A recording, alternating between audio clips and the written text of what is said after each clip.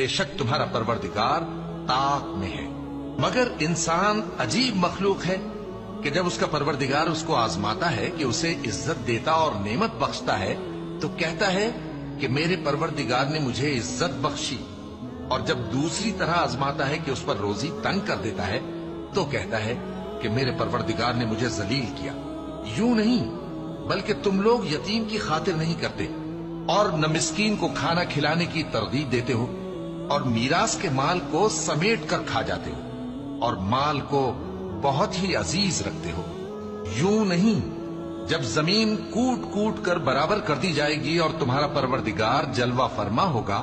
और फरिश्ते कितार दर कितार आ जाएंगे और दोज़ख उस दिन सामने लाई जाएगी, तो इंसान उस दिन सोचेगा, मगर अब सोचने से उसे फायदा कहां मिल सकेगा। कहेगा काश मैंने अपनी इस जिंदगी के लिए कुछ आगे भेजा होता, तो उस दिन न कोई अल्लाह